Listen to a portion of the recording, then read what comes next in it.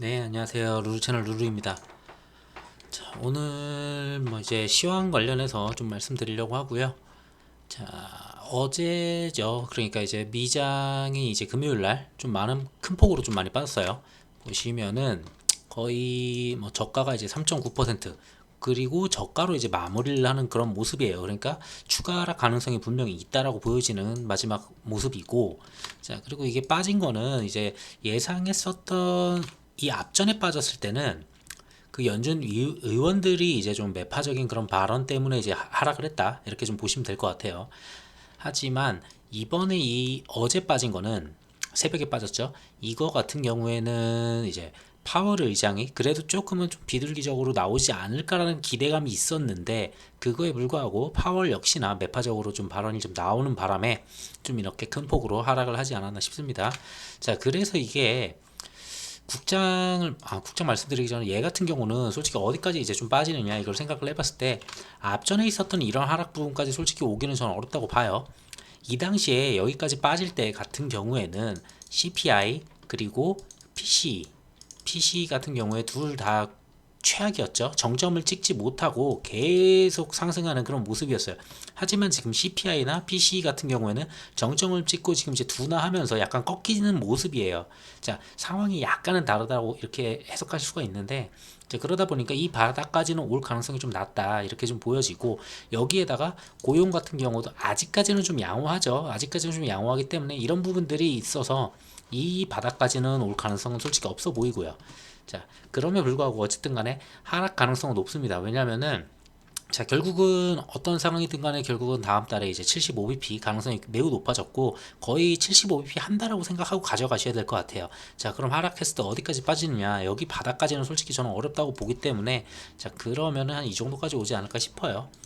나스닥 같은 경우에는 11,500포인트 정도 이제 좀 보여지고요. 그리고 여기 바닥을 찍은 뒤에 상승을, 반등을 분명 주겠죠. 반등을 주더라도 이 60선에서 한 요 정도 선, 거의 12,000포인트 이 정도 보이는 것 같아요, 대충.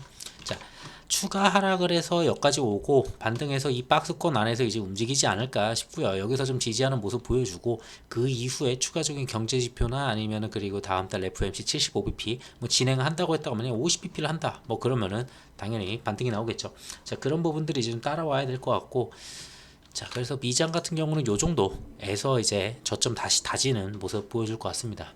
그럼 국장을 한번 볼게요. 국장 같은 경우는 솔직히 미장 같은 경우는 하락한 다음에 이 반등폭이 컸어요. 사실상 이 반등폭이 컸기 때문에 어제 하락이 매우 컸죠. 그래서 추가적인 하락이 여기까지 보이는 그런 말씀을 드리는 거고, 근데 국장 같은 경우는 제가 봤을 땐 그렇게 크진 않거든요. 자, 코스피 기준으로 말씀을 드리면은, 자, 반등 자체가 미장이랑 달리 크지가 않아요. 60선 겨우 넘은 다음에 다시 60선까지 이미 내려온 상태예요. 보시면은 방금 보셨던 나스닥 같은 경우는 매우 높이 거의 200선까지 거의 터치를 했었거든요. 나스닥은 200선을 터치하고 무너진 케이스고, 코스피 같은 경우는 그 정도가 아니었다는 게 이제 조금 그나마 하락할 수 있는 그 구간이 크진 않다. 자, 역시나 코스피도 이 구간까지 갈 가능성은 낮다라고 보여지고요. 자, 그러면 이 구간이 아니라면은 어느 정도까지 간다라고 봤을 때는, 제가 봤을 때는 두 가지 정도 보여요. 우선은 앞전에 있었던 이 저점 부분, 저점이면서 그 전에 고점 부분이죠. 보시면은 여기 고점, 그리고 여기 돌파 못했었던 고점, 그걸 저점으로 지지를 한번 했었고, 사실상 여기까지는 무조건 내려올 거예요. 근데 이걸 깨고 내려간다, 솔직히 추가적으로 더 내려가겠죠, 분명히. 그래서 저기서 한번 버텨주는 모습을 보여주겠는데, 저기서 바로 올리진 힘들 것 같고, 추가적으로 더 빠진다고 하면은 요 정도가 보여져요. 자, 보시면은 앞전에 고점 때리고 여기 고점 돌파 못하고 그 다음에 돌파를 해서 올라갔거든요. 그리고 이 구간에서 박스권을 갖다가 살짝 만들어주는 모습이 있었어요. 그러다 보니까 제가 봤을 때는 좀 크게 볼게요. 자, 여기서 하락했을 경우에 한번 지지하는 척 하다가 여기까지 빠져서 이 구간에서 이제 좀 박스를 그리지 않을까. 이 구간의 포인트는 대략적으로 이제 2370포인트 그리고 2400포인트 조금 더 되네요. 그 정도 수준 안에서 여기 박스권을 만들어서 움직이지 않을까 싶습니다. 자, 여기서 만약에 더 밀린다고 하기에는 솔직히 이 구간까지 가려면은 전체적으로 더 나빠져야 돼요. 지금 그나마 정점으로 보였었던 CPI가 다음 달에 만약에 그것도 다시 또 올라간다? 뭐 그런 그림이 나온다면 당연히 더 내려갈 수 있어요. 다시 이런 구간까지 또 올 수도 있는데, 자, 그게 아니라면 요 구간까지는 좀 힘들다고 보고 한 이 정도 선에서 마무리 지지 않을까 싶습니다. 자, 우선 이 정도 예측을 해보고, 자, 어쨌든 뭐 하락 월요일날 당연히 나오겠죠. 월요일 나오고 그 다음에 미증시가 한 번 더 추가 하락을 보여준다면은 뭐 근데 미증시 그림으로 봤을 땐 추가 하락 가능성이 좀 있어 보이긴 하더라고요. 그러면 한 번 더 빠지겠죠, 분명히. 그래서 다음 주는 좀 이렇게 하락에 좀 생각하시면서, 그리고 뭐 바닥까지 온다, 예, 바닥까지 오고 이걸 뭐 뚫는다 뭐 이런 생각은 솔직히 안 하셔도 되지 않을까 싶습니다. 이것까지는. 그래서 결국은 이제 박스권 움직임으로 이제 움직이지 않을까 싶네요. 자, 그럼 뉴스 먼저 볼게요. 자, 우선은 그 파월 발언이 있기 전에 먼저 나왔던 게 연준에서 계속 보고 있다는 그 PC가 있죠. PC가 6.3%가 오르면서 사실상 이거는 지금 하락을 했어요. 결국은 약간 둔화하는 모습을 보여주고, 그 이야기는 CPI랑 거의 비슷한 모습을 보였기 때문에 이거는 솔직히 되게 긍정적인 부분이었고, 그래서 나스닥이나 아니면 미증시 같은 경우에도 파월 발언 직전에는 이제 좀 상승을 하는 모습이었는데, 파월이 발언을 하면서 하락으로 이끌고 그 다음에 또 추가 하락으로 이끌어 그런 모습입니다. 자, 그래서 수치는 되게 나쁘진 않았어요. 수치는 전부 다 이제 좀 거의 마무리 돼가는 수준이지 않느냐라는 생각을 가지게 만드는 수치들인데, 자, 이걸 파월이 깨버리는 모습이죠. 자, 그래서 파월이 뭐라 얘기했나, 결국은 중요한 거는 딱 기존하고 똑같아요. 결국은 연준 같은 경우에는 이 경제를 갖다가 뭐 어떻게 하는 게 아니고, 결국은 지금 현재로서는 인플레이션을 막는 게 최선이고, 그 인플레이션을 막기 위해서는 금리 인상을 어디까지 올리든지 간에 무조건 올려서 이걸 때려잡겠다라는 게 그 내용입니다. 파월 역시 앞전에서도 예전에부터 얘기했던 내용을 똑같이 얘기를 했고, 자, 그런 부분에서는 동일하다고 보지만 약간 어조가 좀 강했죠. 자, 그래서 파월 같은 경우에는 높은 수준의 금리 유지 인상을 갖다 시사했습니다. 뭐 이거는 간단해요. 무조건 인플레이션을 갖다가 2% 안쪽으로 잡겠다라는 게 가장 중요한 내용이었고, 예전부터 얘기했던 내용이에요, 그것도. 자, 그래서 물가 안정이 최우선이다. 뭐 금리를 어디까지 올리는지 무조건 이거 잡고 본다라는 거고. 자, 그리고 또 하나 얘기했던 거는, 자, 대단히 큰 금리 인상이 충분히 가능하다. 뭐 이렇게 얘기하진 않았던 걸로 제가 기억을 해요. 저도 이거 영상을 갖다 직접 봤는데 이렇게는 얘기를 안 했고, 그러니까 인플레이션을 잡기 위해서는 얼마든지 간에 충분히 금리 인상 폭은 갖다가 계속 변동은 된다, 뭐 이런 수준으로 그냥 얘기했죠. 자, 어쨌든 간에 근데 그걸 잡기 위해서는 결국은 75bp 한다라는 거고, 그냥 75bp 생각하고 가시면 될 것 같습니다. 자, 그래서 기대 인플레이션이 있는데 여기 없네, 이쪽에 있나? 지금 기대 인플레이션 안 뽑았나 보네요, 뉴스를. 자, 어쨌든 기대 인플레이션까지 무조건 꺾어줘야 된다는 게 이제 연준의 입장이고, 파월도 얘기했던 부분이고, 자, 그 부분이 꺾이려면은 좀 더 지켜봐야 된다. 그 이야기는, 자, 9월에 나오는 CPI까지 좀 보고 나서 그 다음에 FOMC가 진행이 되거든요. 그 FOMC에서 결정을 하겠다, 이런 내용으로 좀 해석이 돼요. 그래서 9월 달에 나오는 8월의 CPI가 매우 중요하다라고 좀 생각이 됩니다. 자, 그리고 파월이 이야기한 다음에 연설 후에 이제 9월 기준금리 뭐 75bp 이상 가능성이 이제 61%까지 올라갔습니다. 결국은 50bp 확률은 38%로 내려갔고요. 자, 한마디로 이제 75bp 가능성이 매우 높아졌다, 거의 75bp가 확정적이다라고 좀 생각이 들고, 만약에 여기서 CPI가 다시 또 잘 나오고 뭐 고용지표도 잘 나오고 그래가지고 9월에 75가 아니지 않을까 이런 생각을 하게 되면서 얘가 만약에 다시 올라갈 수도 있거든요, 50bp 가능성이. 자, 그러면은 뭐 시장은 한번 눌렸던 거 다시 받는 가능성이 있고, 그리고 지금 최근에 하락했던 것도 75bp 가능성 때문에 하락을 했어요. 이미 사실상 이걸 갖다 예상을 하고 하락한 부분이 있어요. 거기에 파월 때문에 추가 하락을 한 거지, 그러면은 여기서 더 추가 하락하는 구간은 그렇게 크지 않을 거라고 예상을 합니다. 자, 그렇게 보시면 될 것 같고, 자, 그러고 중요한 거는 결국은 유럽이에요. 미국이 지금 75를 올린다고 예상을 하기로 했잖아요. 결국은 여기까지 생각을 하고 가는 거예요, 무조건. 만약에 50 하면 좋은 거고, 그냥. 자, 그래서 75를 하는데, 자, 22 같은 경우에도 7월 의사록을 보면은 인플레이션 압력이 점점 고조되고 있고 단호한 조치가 필요하다. 자, 결국은 이제 9월 보시면은 자, 유로존 경기 침체 리스크에 불구하고도 이제 9월 달 회의에서 ECB가 7월에 이어서 다시 빅스텝 0.5% 인상을 나설 것이라 전망을 하고 있다. 자, 결국은 이제 보시면은 얘네도 이제 50bp 가능성이 있습니다. ECB가 50bp를 한다는 거는 환율로 봤을 땐 좋아요. 사실상 연준이 75를 때리는데 ECB가 만약에 25bp만 때리게 되면은 달러 인덱스는 더 올라갈 수밖에 없고, 그러면은 원달러 환율 같은 경우에는 더 올라갈 수밖에 없게 돼요. 자, 그 이야기를 봤을 때는 얘네가 50bp 하는 건 되게 좋아요. 근데 매번 말씀을 드리지만 ECB는 유로존이고, 이 유로존에서는 체력이 약한 국가들이 있거든요. 그 국가들이 이걸 버텨줄 수 있느냐, 그게 가장 중요하고, 그 안에서 이탈이 나오거나 뭔가 잡음이 나오기 시작할 가능성이 있습니다. 그게 이제 유로존의 문제인 거고, 사실상 이걸로만 봤을 때는 우리 쪽 환율에서는 되게 양호하다 이렇게 생각하시면 될 것 같아요. 근데 여기서 뭔가 경제적인 문제, 뭐 스페인이나 뭐 아니면 이탈리아 이런 쪽에서 좀 잡음이 좀 생기지 않냐. 근데 TPI가 있죠. 그 잡음이 생겼을 때 TPI를 발동을 해가지고 이제 좀 국채를 좀 사들이는 그런 게 있어서 이번 것까지는 버텨줄 거는 같아요. 좀 더 지켜보겠습니다. 얘네는. 자, 그리고 한국은행 같은 경우에 엊그저께인가 기준금리 0.25%를 올렸죠. 결국은 지금은 이제 미국하고 한국이 이제 금리 차이가 지금 동일해졌어요. 이번에 25bp를 올리면서. 자, 근데 지금 8월, 9월이죠. 9월 달에 이제 연준이 75bp를 올린다고 하잖아요. 근데 9월 달에 이제 금통위가 없거든요.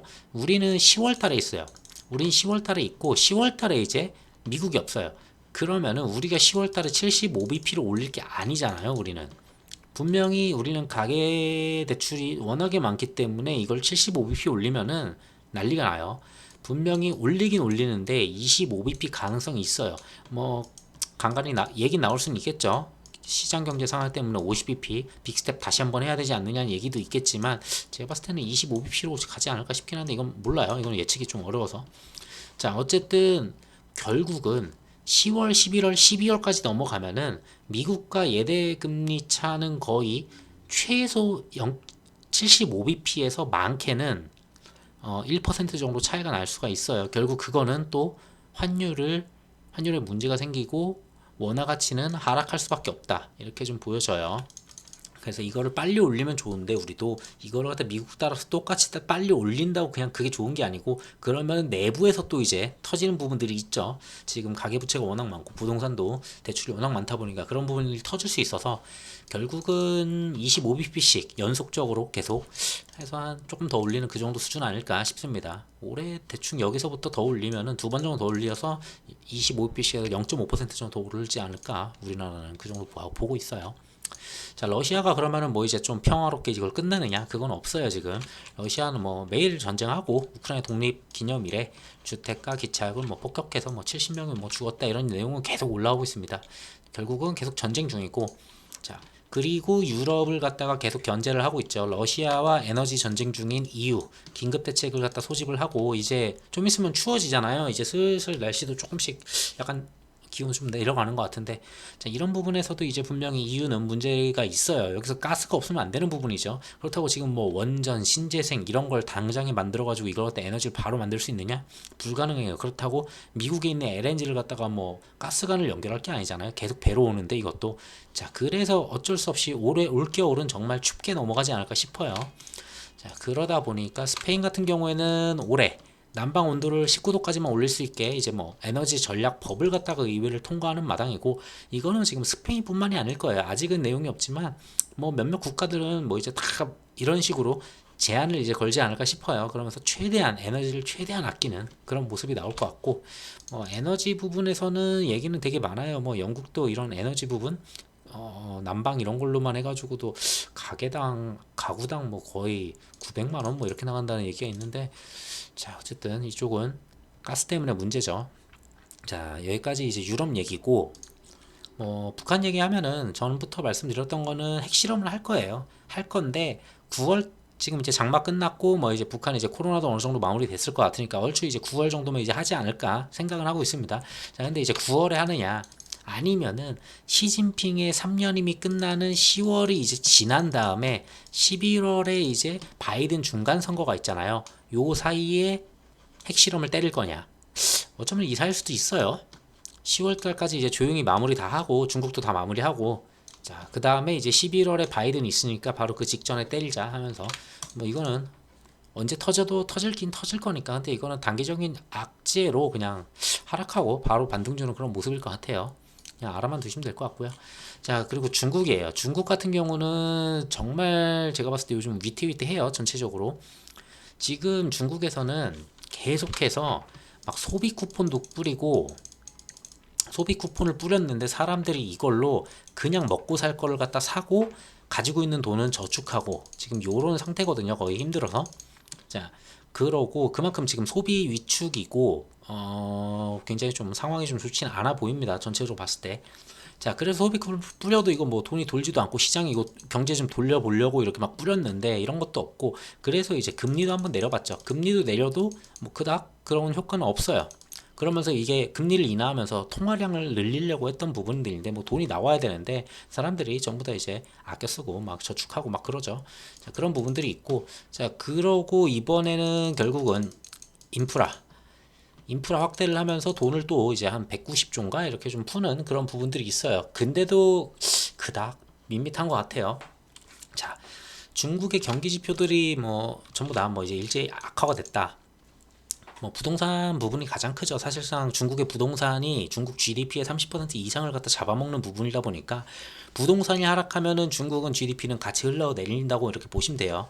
지금까지 중국 같은 경우는 GDP 성장률이 이런 식으로 움직였는데 거의 0%에 지금 가까운 수준까지 내려왔고 지금 더 성장하려면은 뭔가를 해야 되는데 사람들도 그렇고 부동산 경제도 그렇고 건설업계도 좀 문제가 좀 살살 보이기 시작하고 전체적으로 좀 많이 문제가 보여요.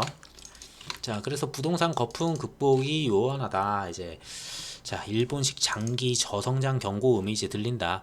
결국은 부동산으로 막 커왔고, 그러니까 급격하게 빠르게 성장했을 때 보여줬던 게 막 공장도 짓고 건물도 짓고 부동산 개발도 하고 주거 개선도 하고 하면서 뭐 다리도 짓고 철도도 짓고 다 짓잖아요. 막 공항도 짓고. 자, 그러면서 이제 돈이 막 돌았거든요. 그러면서 성장을 빠르게 해왔고 수십 년간. 자, 이제 어느 정도 좀 그게 됐는데 그 이상이 나오지가 않다 보니까 이제 결국은 약간 무너지지 않느냐 이런 부분들이 좀 보이긴 합니다. 뭐 여기 좀 뉴스에 보면은 좀 설명을 해놓은 게 있는데 자, 결국은 이거는 한국도 비슷하고 다 비슷한 내용이에요. 중국만의 얘기는 아니에요.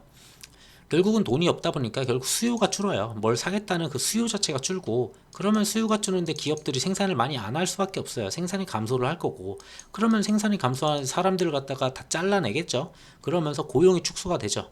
자, 그러면은 고용이 축소가 되니까 돈이 없으니까 경기가 위축이 되고 돈이 안 돈다는 거예요. 자, 그러고 그러면은 불확실성이 증폭이 되니까 할 수 있는 거는 아껴 쓰면서 예금에 집중을 한다. 결국은 저축을 한다라고 보여지고 저축을 하면은 부동산 투자는 대출을 받아야 되는 대출을 받지 않고 예금을 했으니까 자, 부동산 거래 감소가 이루어지면서 부동산이 떨어지겠죠. 그러면은 부동산이 떨어지면은 주택담보대출이나 대출이 아까 말씀드린 대로 방금 예금이 올라가니까 자, 대출이 또 감소가 해요. 자, 그러면은 부동산도 줄고 소비도 줄고 돈도 없고 여기저기서 막 고용 축소한다고 하고 이래 버리니까 자, 소비 심리는 더 위축이 될 수밖에 없어요. 더 아껴 써야지 이런 생각을 할 수밖에 없고 자, 그러면은 또 이제 다시 수요 감소 아껴 쓰니까 사겠다는 그 수요가 줄 수밖에 없죠. 자, 이러면서 이제 다시 또 수요 감소가 되면 또 이걸 계속 이런 식으로 자, 이런 사이클을 계속 돌게 됩니다. 결국은 어디선가 고리를 확 끊어줘야 되는데 뭐 고용을 확 늘려주든가 자, 그런 부분들이 옛날부터 보면 할 수 있었던 게 정부에서는 인프라예요. 인프라에 투자를 확 질러버리면서 거기서 돈을 확 풀고 거기서 고용을 갖다가 늘리고 그러면서 기업들의 돈이 돌게 하고 약간 그런 식이거든요. 근데 그래서 이제 중국도 이번에 인프라 투자를 갖다 냈는데 중국 땅덩이가 뭐 좀 그렇진 않죠. 뭐 예전에 한국 같은 경우도 이명박 때 이제 뭐 4대강 이런 거 하면서 여러 가지 많이 했었죠. 그때 이제 세계적 경제 타격을 받았는데 한국이 되게 크게 안 받고 지나갔거든요. 그때 했었던 게 이제 건설 경기를 키우면서 거기서 돈을 많이 돌렸어요. 어쨌든 간에. 뭐 그게 잘 됐든 안 됐든 뭐 잘한 거든 아니든 그게 중요한 게 아니고 결국은 인프라 투자하면서 보통 그걸 틀어 막아요. 그래서 이번 같은 경우에도 제가 봤을 때 우리나라도 뭐 주택이나 이런 부분들 계속 늘린다고 하는 부분들도 있고 그리고 철도나 이런 것들도 더 빨리 짓겠다 뭐 이런 부분들이 계속 보이거든요. 자, 그런 부분들 봤을 때 결국은 인프라로 좀 해결을 하려고 하는 것 같아요. 뭔가 계속 건설 산업이나 이런 쪽에 투자를 계속 정부에서 지원을 해주고 규제를 풀어주면서 계속 지어줄 수 있게. 자, 그러면은 거기서 짓게 되면은 돈이 돌고 그 돈이 다시 또 소비를 하고, 자, 결국은 이런 사이클을 끊어낼 수 있는 게 인프라 투자다라고 보시면 될 것 같습니다. 자, 어쨌든 간에 중국 같은 경우에 근데 그걸 끊어내기엔 쉽지가 않아요. 뭐 한두 푼짜리도 아니고 사람도 너무 많고 땅도 너무 커서 이걸 어디에 집중해서 이걸 투자할 수 있는 그런 게 쉽지가 않거든요. 인프라 뭐 190조 이거 투자한다고 해서 뭐 크게 어마어마한 것도 아니어서, 자, 결국은 그 전부터 잡음들이 조금씩 보이다 보니까 중국이 금리 인하를 한번 했었고 그걸로 통화량 증대를 갖다가 원했었지만 그게 잘 되진 않았죠. 자, 그리고 이번에 인프라 투자 확대를 했어요. 자, 그리고 그 전에 소비 쿠폰 이런 것도 좀 뿌렸었고, 자, 그럼에도 이거 별 효과가 전부 다 계속 없어요.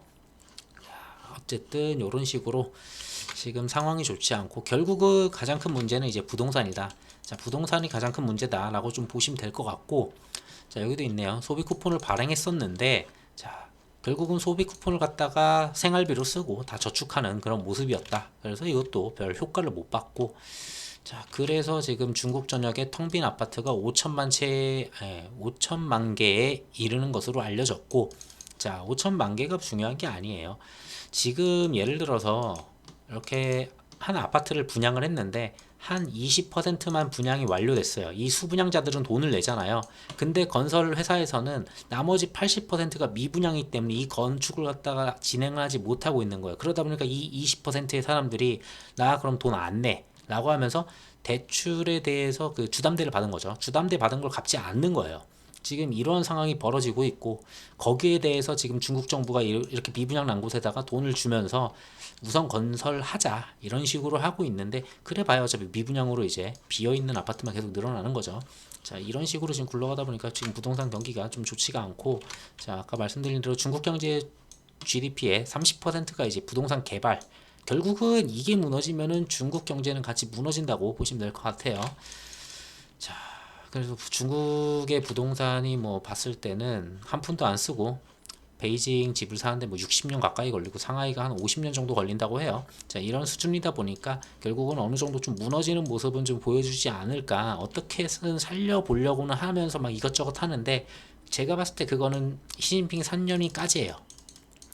이게 다음 달 10월 달이잖아요. 이게 10월 달. 그 전까지 뭐 하나 터지지만 않게 해서 지금 굴러가게만 우선 만들어 놓는 것 같은데, 결국은 요게 이제 돼 버리면은, 자, 그때는 이제 미국한테도 막 질러 버릴 것 같고, 대만한테도 하고 싶은 거 다 할 것 같고, 자, 여기서 뭐 잡음이 나든 뭐 하든 그냥 냅두지 않을까 막 그런 생각이 좀 들어요. 그래서 우선은 얘네들이 버틸 수 있는 거는 10월까지는 어떻게든 정부에서 지원을 해서 버틸 거다라는 부분이고요. 그 이후에는 좀 더 봐야 되겠죠. 자, 그리고 한국 같은 경우에는 그 미국의 IRA, 그러니까 다시 말하면은 그 인플레 감축 법안이 있었죠. 거기서 나왔던 내용들이 이제 배터리 쪽이었었고, 그 배터리 쪽이나 그리고 자동차 쪽 이런 쪽인데 거기서 좀 타격을 입은 게 있어요, 사실상. 근데 그거를 뭔가를 개선해야 되는데 쉽진 않아 보여요, 그것도. 자, 이번에 나와 있는 거는 치포예요.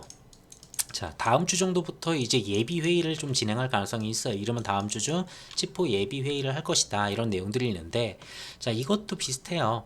그러니까 미국이 배터리의 그 사이클을 갖다가 공급 사이클을 갖다가 전부 다 이제 미국 위주, 그리고 자신들과 연계돼 있는 FTA 그런 쪽으로만 이제 사용을 해라, 이런 부분인데, 치포 동맹도 비슷해요. 대만, 일본, 미국, 한국 이렇게 네 군데에서만 이제 우리가 다 해먹자, 우리끼리 공급을 다 하자, 다 가져가자 이거예요. 근데 사실상 한국은 만들어서 갖다 파는데 중국의 비중이 60%거든요. 자, 이거를 버릴 거냐? 자, 우선은 중국이 이걸 갖다가 치포를 한다고 했을 때 좋아하지는 않아요. 근데 옛날처럼 한알령 때처럼 막 뭘 규제하고 한국을 막 때리기는 사실상 어려워요, 지금 중국은. 아까도 지금 중국 상황을 말씀을 드렸잖아요. 중국 경제가 지금 어렵다고. 이 상황에 한알령을 때리죠. 다시 한번 뭐 사드니 이런 것처럼 뭐 한알령을 때리면은 우리도 타격을 받겠지만 중국도 분명히 타격을 받아요. 니네 거 뭐 안 써, 뭐 안 써, 뭐 안 써 하고서 같이 싸워버리면은 둘 다 힘들겠지만 중국 같은 경우에는 지금 GDP 0% 지금 걸쳐 있거든요. 0%. 요거 안 그래도 지금 날아가기 직전인데 이거 더 날아갈 수 있어. 그래서 지금 중국이 그 인플레 감축 법안 뭐 하고, 그러고 뭐 여기 또 이거 뭐 하고, 치포 한다고 하고, 그리고 사드 그냥 계속 들고 있는데도 가만히 웃으면서 이러고 있는 이유가 자신들이 지금 이걸 갖다 공격할 그 여력이 지금 없다라고 좀 보여져요. 그래서 당장에 우리를 때릴 가능성이 낮다. 그래서 치포를 할 가능성이 매우 높다. 한국은 여기 들어가서 진행할 가능성이 매우 높다라고 보여져요. 근데 이걸로써 타격을 받느냐? 타격은 크지 않을 거예요. 중국이 뭘 하진 못할 거라고 봅니다. 근데 이거를 만약에 뭔가 타격을 준다라고 하면은 아까도 말씀드렸지만 시진핑 3년임이 끝나는 결론이 나는 10월이 지난 뒤 너가 죽든 내가 죽든 다 같이 죽어보자라고 이제 달려들 수준이 있어요. 그래서 우선은 10월까지는 안정적으로 가겠다. 이런 부분들에서 한국은. 자, 10월 이후가 저는 제일 두려워요. 뭔 짓을 해도 이제 되는 그런 시기지 않을까 보여지거든요. 자, 뉴스는 우선 주로 이제 이런 부분들만 좀 다뤘고요. 뭐 나머지 뭐 코로나부터 뭐 여러 가지가 있는데 그런 짜잘한 것들은 우선은 전부 다 오늘은 안 넣었어요.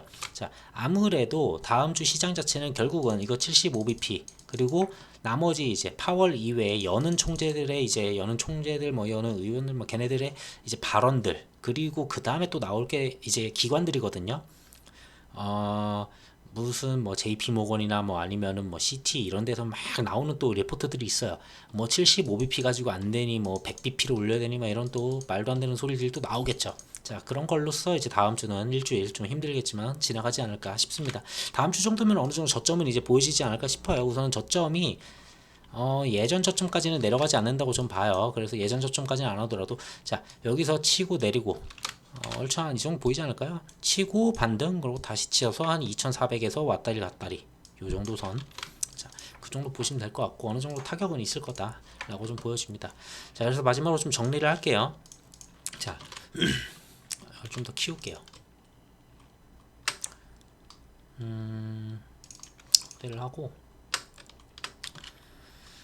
자, 7월 달에 이제 FOMC에서 75bp를 했죠. 자, 9월 달에 이제 50bp 가능성도 막 있다고 얘기가 나왔었지만 그러면서 시장이 좀 올라왔었죠. 자, 50bp 아예 없다라고 생각하면 돼요, 사실상. 자, 결국은 75bp 가능성이 매우 높아졌다 이렇게 보시면 될 것 같고요. 자, 그리고 연준 같은 경우에는 자, 금리 인상 확대를 갖다 계속 유지하고 있고 자, 연준 의원도 매파적인 발언 계속 나왔었죠.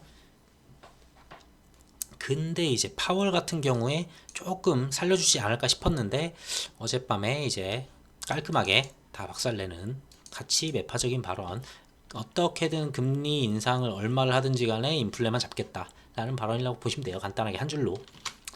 자, 그러고 8월 5일부터 이제 고용지표는 되게 괜찮았어요. 39만에서 그 다음 52만 나왔고 결국은 9월 2일날 이제 고용지표가 또 나오거든요. 자, 이게 좀 중요할 거는 같아요.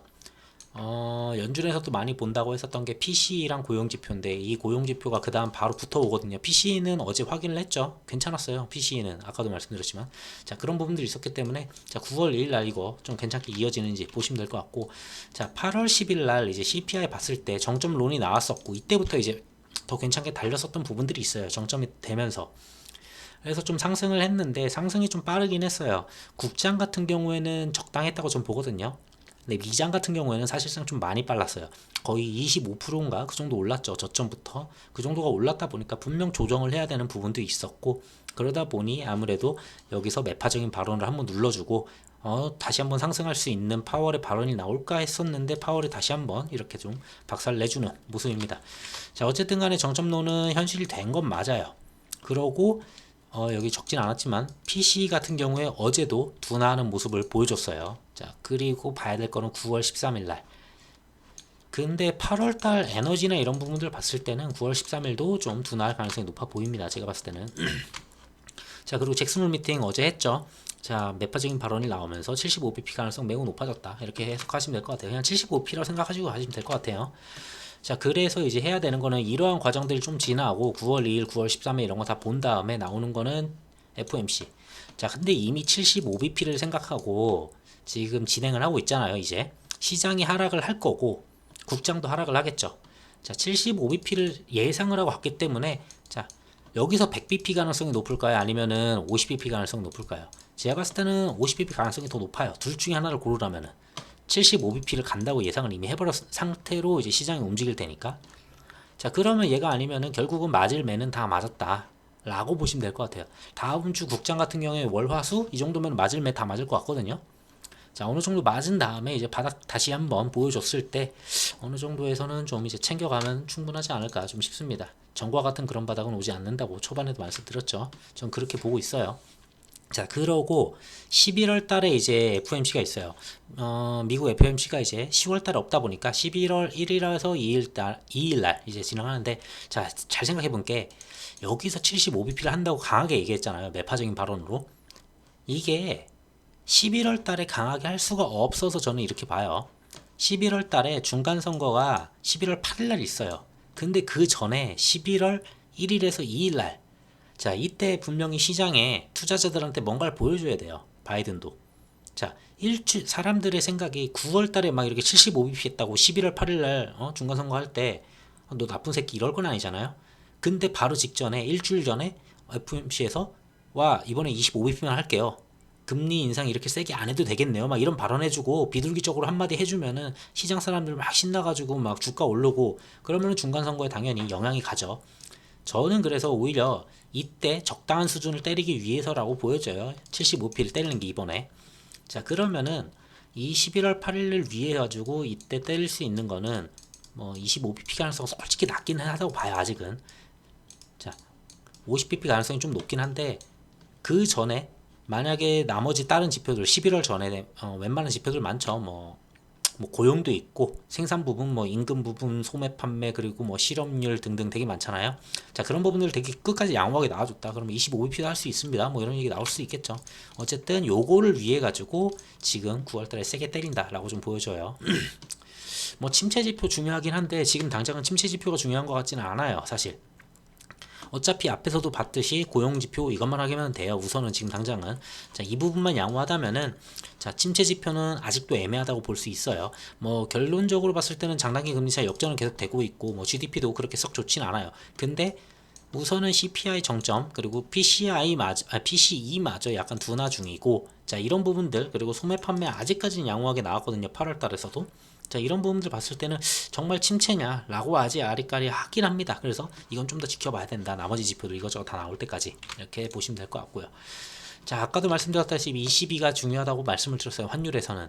자, 22가 7월 달에 50bp를 때리면서 좀 환율을 좀 잡아주겠네 라고 싶었는데, 자, 우선 중요한 거는 얘네가 많이 올려주면 좋죠.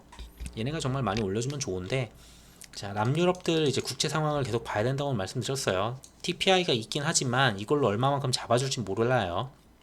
결국은 저렇게 계속 올리다 보면은 GDP가 붕괴되는 국가들이 슬슬 나오기 시작할 거예요. 유럽 내에서.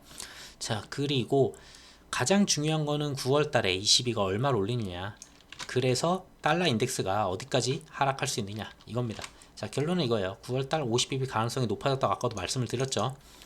22는 9월 달에 50bp를 무조건 저는 때려야 된다고 봐요. 얘네가 25bp를 때리면은 달러 인덱스가 너무 많이 올라갈 거고, 그러면 환율은 정말 말도 안 되게 터지지 않을까 싶습니다. 자, 그 다음에 생각할 거는 이제 유럽 붕괴의 여부인데, 이거는 그 다음에 생각하면 되고 우선은 우리나라 환율부터 생각을 해야 되기 때문에, 자, 50bp 해줬으면 좋겠어요. 얘네들도. 자, 환율은 아까도 지금 계속 말씀드렸던 내용대로 50bp 이후에 뭐 GDP 양호했었고, 근데 얘네들은 이제 지금 가스나 이런 부분들 때문에 CPI하고 PPI가 계속 문제가 되고 있어요. 뭐 생산자, 소비자, 물가지수가 전부 다 문제가 되고 있고, 자, 그래서 금리 인상 확대가 필요하다. 자, 그래야지 인덱스 하락하고 환율이 우리나라 안정화가 된다. 이렇게 보시면 됩니다. 자, 다시 또 같은 비슷한 내용이긴 한데 22 9월에 이제 50bp 가능성이 있다. 연준은 이 9월에 75bp, 22는 50bp. 자, 이렇게만 해도 괴리가 발생을 하고 달러 강세는 가긴 갈 거예요. 자, 원달러 환율 추가 상승은 할 겁니다. 근데 어느 정도 하지 않을까? 어느 정도입니다. 그러니까 22가 25bp를 하면은 정말 많이 오를 수도 있어요. 근데 50bp 정도 같이 때려준다면은, 자, 어느 정도 올라가지 않을까 싶네요.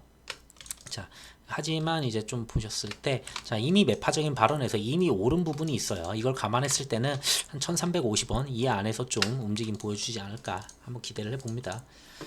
자, 어쨌든 달러가 강세는 더 보이지 않을까 싶어요. 이번에 75bp가 저렇게 확고해진 거 보면은. 자, 그리고 한국하고 미국 금리를 봐야 된다고 아까도 말씀을 드렸죠. 한국도 이번에 0.25% 그러니까 25bp를 갖다 인상을 했는데, 자, 연준이 만약에 9월에 75bp를 올린다고 쳐요. 이미 올린다고 예상을 하기로 했죠. 자, 그러면 한미 금리 차가 75bp가 차이가 나요, 이미. 자, 근데 10월 달에 이제 금융위가 있어요. 근데 10월 달에는 미국이 없죠. 자, 25bp 정도 예상한다고 했어요. 가계금리가 워낙에 문제다 보니까. 자, 이게 가계대출이 문제니까. 자, 25bp 따라가면은 결국 차이는 여기서만 50bp가 차이가 나요. 자, 근데 11월에 연준이 아까 말씀 위에서 드렸다시피 50bp 진행을 하죠. 그러면 이미 100bp가 차이가 나요. 자, 이 정도로 크게 차이가 벌어집니다. 자, 그렇기 때문에 원화의 약세는 올 수밖에 없다. 올해는 어쩔 수 없다라고 보여져요. 결국은 원화 약세는 계속 갈 수밖에 없고, 안 그래도 그냥 달러 인덱스가 올라가서 문제인데 거기에다가 환율 국가 간 이제 금리 차까지 이렇게 나버리게 된다면은 원화 약세는 계속 지속되지 않을까 싶습니다. 자, 그리고 러시아는 뭐 특별한 내용 없어요. 그냥 전쟁 장기화 중이고 겨울이 갈수록 유리한 상황이다. 가스로 협박하고 있고, 이 가스로 협박하는 부분들이 유럽의 인플레이션을 계속 푸시하고 있다, 이렇게 보시면 될 것 같고, 북한 같은 경우에 뭐 9월달 뭐 가능성이 있지만 뭐 조금 더 생각해 보면 10월에서 뭐 11월 이때 할 수도 있겠다라는 생각이 들어요. 근데 저거는 단기적인 악재니까 그렇게 크게 신경 안 써도 될 것 같고요.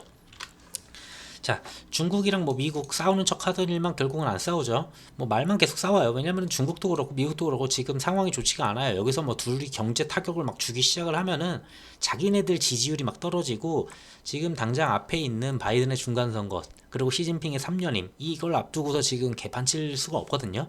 자, 그래서 요까지는 좀 조용히 가지 않을까 싶다고 계속 말씀드렸죠. 10월 달에 이제 진행하는 당대회에서 3년임이 이제 나오는데, 이때까지는 조용히 있을 거다, 중국이. 자, 이후에 이제 대만, 뭐 미중 갈등 이런 거 막 터질 수 있어요. 너네 때문이라면서 막 이런 식으로 막 그때부터는 싸울 수가 있거든요. 자, 우선은 그때까지는 조용히 가겠다. 10월까지는 보시면 될 것 같고, 자, 중국 같은 경우는 사실상 코로나로 지금 계속 틀어막고 있었지만 거기에 지금 요즘 그 양쯔강 그것도 거의 메말라 가고 있고, 거기에 전력난 거기에다가 폭염까지 오고 있고, 그러다 보니까 공급망이 지금 또다시 우려가 되고 있고, 그 얘기는 인플레가 또 고조가 되고 있죠. 어쨌든 이런 상황이어서 우리가 뭐 사드를 배치를 하든 뭘 하든지 간에 지금 우리를 못 때리는 이유도 있어요. 지금 얘네들 상황도 지금 워낙 좋지 않거든요. 그래서 했던 게 살기 위해서 얘네들도 했던 거는 뭐 금리 인하도 했고 소비 쿠폰도 뿌렸고 거기에 인프라 투자까지 막 내놓고 지금 별의별 거 할 수 있는 거 다 하고 있어요. 자, 근데 중국 부동산은 아까 말씀드린 GDP의 30%다. 자, 결국은 이게 뇌관인데, 얘가 문제가 터지면은 진짜 줄줄 터져요. 중국 부동산이 GDP 30%라는 거는 저기서부터 도미노적으로 막 터져가지고 건설 업체들이 무너지기 시작한다? 저건 정말 최악의 뭔가 시나리오지 않을까 싶어요. 자, 그래서 저런 일은 없어야 되지 않겠냐라고 하는데, 어쨌든 별의별 걸로 다 버텨주고는 있어서, 자, 3년인까지는 버텨줄 것 같고, 그 이후에 어떻게 되는지 좀 지켜봐야 될 것 같아요. 자, 그리고 미국도 바이든 중간 선거가 있기 때문에 별짓을 안 할 거다라고 계속 말씀을 드렸어요. 뭐 미중 갈등이 있는데 경제적 타격은 둘 다 원치 않아요. 왜냐면은 이게 지금 바이든 지지율이 조금 올라갔거든요. 이게 조금 올라간 게 지금 개런당 지금 그 가격들이 좀 내려갔다 보니까, 뭐 기름값도 내려가고 이거 조금 내려가니까 사람들이 그래도 좀 일하네 하면서 이렇게 해서 좀 지지율이 올라가는데, 이거 다시 망칠 일이 없거든요. 그래가지고 바이든도 특별하게 이전까지는 뭐 때리거나 건드리는 모습은 그렇게 없지 않을까 싶습니다. 자, 그리고 인플레 감축 법안을 진행을 했는데 우리나라한테 그렇게 막 어마어마하게 득이 된다라는 부분들이 없어 보여요. 몇몇 기업들한테 득이 되는 건 보여요. 근데 막 득이 된다는 없어요. 오히려 이게 유동성을 갖다가 풀어주는 효과를 가져오기 때문에 금리를 인상하는 게 희석될 가능성은 있어요. 오히려 안 좋아 보여요. 저는 개인적으로. 자, 그런 부분들인데 어쨌든 진행을 했으니까 뭐 어쩔 수 없는 거고. 자, 그리고 치포 동맹이 이제 다음 주부터 얘기가 나올 건데, 중국 매출 비중이 60%여서 이게 정말 타격을 받겠느냐라고 했을 때, 중국도 지금 상황이 어려워서 이걸로 어떻게 하기는 애매하다. 그냥 적당히 무난하게 가지 않을까. 그리고 치포 동맹에 잘 들어가지 않을까 싶습니다. 자, 그래서 마무리로 결론 이제 말씀을 드리면은, 자, CPI는 지금 꾸준히 2번 연속, 그리고 PCE도 지금 꾸준히 내려가는 모습은 보이고 있습니다. 그리고 8월 달에 FOMC 없었죠. 그 대신에 잭슨홀이 있었는데, 이 잭슨홀에서 매우 매파적인 파월의 발언이 나오면서 이제 좀 하락을 부추겼고, 그 뒤에 이어서 연준 위원들이 또 이제 파월적 발언 계속했어요. 결국은 시장에서는 50bp를 예상하고 시장이 이렇게 반등이 좀 올라왔었고 이것저것 경제적인 지표들이 양호하게 나오면서 반등이 나왔어요. 하지만 연준이 이번에 확실하게 거의 75bp를 예상하는 듯한 발언들이 나왔었고 이 부분에서 괴리가 발생을 했죠. 파월마저도 그렇게 얘기를 했으니까. 그래서 하락 요인이 생겼다 이렇게 해석하면 될 것 같습니다. 자, 여전히 장투보다는 스윙이 좀 낮다고 보고 있고요. 8월 일정들 전에부터 적어놨었던 건데 몇 가지는 움직이는 모습들이 있었어요. 하지만 이 일정들은 어차피 지금 우리 현 정부에서도 지금 좀 진행하려는 그런 푸시하는 부분들이 많기 때문에, 자, 그리고 그 인플레 감축 법안 그 IRA 같은 경우도 있기 때문에 폐배터리나 배터리에서 중국 비중이 낮은 종목은 여전히 전 유효하다고 보고, 신재생도 괜찮아 보입니다. 수소도 있죠. 풍력, 태양광, 수소 이쪽도 괜찮아 보이고, 먼저는 쭉 가져가면 되지 않을까 싶은 그런 종목이 있고, 로봇도 역시나 쭉 가져가도 되지 않을까 싶고. 자, 자율주행하고 UAM이 내용들은 계속 나오는데 정부에서 얘기하기로 했었던 부분이 크게 발표된 바가 없어요. 국토부 차관에서 발표한 게 하나 있긴 한데 규제를 푸는 걸 갖다가 이제 진행을 하겠다 이런 식이었어요. 세부적인 내용 없이. 자, 그래서 이렇게 좀 8월 얘는 그냥 적당히 지나간 것 같아요. 자, 이 정도 보시면 될 것 같고요. 그래서 9월 달도 굳이 종목을 보자면은 제가 봤을 때는 9월 일정에서는 봤을 때 일정은 없죠. 로봇 같은 경우에는 사실상 9월 일정은, 자, 오히려 로봇 같은 경우는 11월에 일정이 있고, 원전 같은 경우에는 이제 좀 기대되는 거는 지금 이번에 이집트 수주를 했지만 수주 이후에 좀 기대할 수 있는 부분은 그게 있죠. 이제 KT엑소노미, 그 다음에 이제 사우디 있고, 11월 달에 빈쌀만 방한하는 거 있고, 그러면서 네옴시티에 이제 원전 이런 부분들 들어가는 거, 그리고 나머지 국가들 한 3개국 있죠. 거기에 이제 또 원전들 수주 나오는지 이렇게 보시면 될 것 같아요. 신재생은 계속 가지 않을까 싶어요. 러시아가 저러고 있는 마당에서는 지금 신재생 부분도 계속 이슈가 되는 이유고. 자, 그리고 폐배터리는 당연히 그 배터리 소재를 갖다 중국산을 내리게 되면은 이거를 구하기 힘들기 때문에 폐배터리에서 좀 구해와야 되는 그런 부분들이 있으니까 당연히 이것도 부각될 가능성이 높고요. 그리고 배터리 같은 경우에도 중국산 비중 낮은 거, 포스코 계열 같은 경우에 매우 낮죠. 호주나 이쪽에서 많이 가져오는 게 크죠. 자, 그래서 이쪽 같은 경우에도 비중 낮은 종목들은 좀 효과적으로 좀 가져갈 만하지 않을까라는 생각을 해봅니다. 자, 해서 오늘은 이 정도로 마무리를 할게요. 특별하게 더 말씀드릴 게 없는 것 같아요. 어차피 맞을 건 맞아야 돼요. 이거는 이거 다 날라갔어. 네, 어차피 다 했으니까. 자, 어쨌든 특별하게 그런 내용 없고, 다음 주에 저점을 어디까지 찍는지 좀 보시면 될 것 같고, 하루 만에 이게 저점을 찍기는 어려워요. 대부분 증시를 보면은 보통 한번 미장 따라서 한번 내리치고, 그 다음에 미장이 버텨주는 모습 나오면은 또 국장 한번 올려주고, 그 다음에 미장 한번 또 빠지면은 요 정도면은 거의 한 2400포인트 나오지 않을까 싶습니다. 자, 그때부터는 이제 좀 계속 옆으로 개걸음하는 모습 나오면서, 자, 뭔가 지표 나오면서 돌려주는 모습 나오나 이렇게 좀 생각하시면 되지 않을까 싶네요. 그래서 다음 주 좀 힘든 장이 되겠지만 잘 버티셨으면 좋겠네요. 남은 주말 잘 보내시고, 네, 그리고 다음 주 성투하시길 바라겠습니다. 감사합니다.